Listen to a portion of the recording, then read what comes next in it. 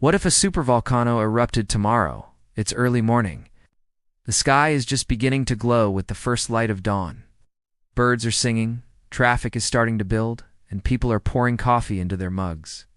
Before heading off to work, everything feels normal. Then, without warning, the ground rumbles. Not just a small tremor, the kind you might shrug off, but a deep, rolling vibration that seems to come from the center of the earth itself. Glass rattles in the windows. Books slide off shelves. Dogs bark and car alarms start blaring. Your phone lights up. Emergency alert. Volcanic activity detected. Evacuate immediately. You glance at the news and the screen is filled with an image that will be burned into your memory forever. A massive column of black and gray rising into the sky. Like a dark god waking from a million-year slumber. The caption reads, "Supervolcano eruption confirmed." Before today, most people didn't even know what a supervolcano was. They'd heard of normal volcanoes, those picturesque mountains with a smoking top, but a supervolcano is something else entirely. It's not just a mountain that blows its top. It's a geological monster, capable of unleashing 1,000 times more material than a typical volcanic eruption. That's enough ash, rock, and gas to blanket entire continents and change the climate of the entire planet. Yellowstone in the US, Toba in Indonesia, Taupō in New Zealand. These are not the tall, symmetrical peaks you might expect. Many are vast, flat basins, so huge you could live your whole life inside one and never realize you were standing in a volcano's mouth. These supervolcanoes don't erupt often. The last one happened tens of thousands of years ago. But when they do, the Earth remembers. In those first minutes after the eruption, chaos unfolds. The explosion sends a shockwave so powerful it shatters windows hundreds of kilometers away. The ash column punches through the troposphere and into the stratosphere, climbing higher than any thunderstorm. The sound is deafening, but if you're far enough away, you might not hear it for several minutes. The roar travels slower than light. But when it reaches you, it's like the sky itself is tearing apart. For those within 50 to 100 kilometers, survival chances are almost zero.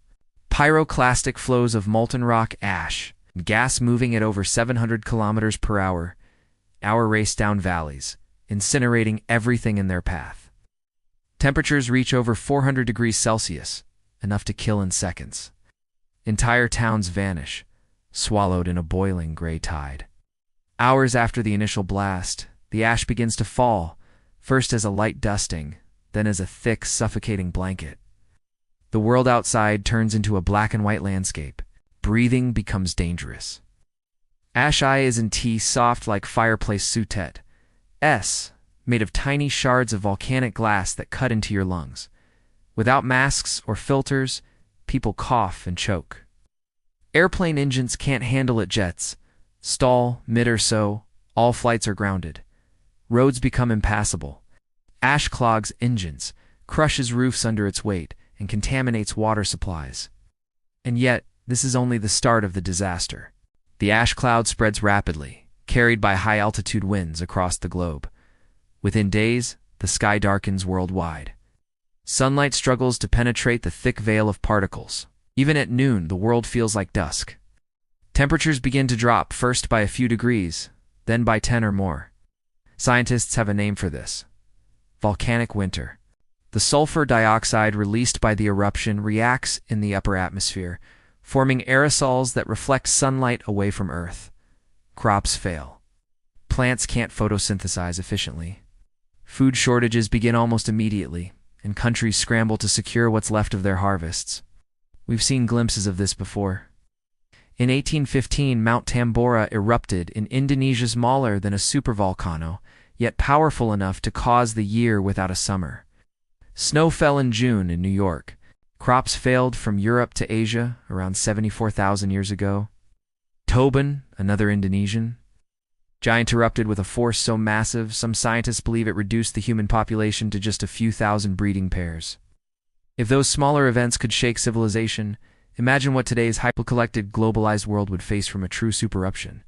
The modern economy depends on fragile systems, just time, supply chains, global trade, and constant transportation. Within weeks of the eruption, International shipping halts due to navigation and air safety risks. Stock markets crash as industries from agriculture to tech grind to a halt. Food prices skyrocket. In some places, bread becomes as valuable as gold. Mass migrations begin as millions flee ash-covered regions, creating refugee crises across borders. Electric grids strain under the demand for heating as the planet cools.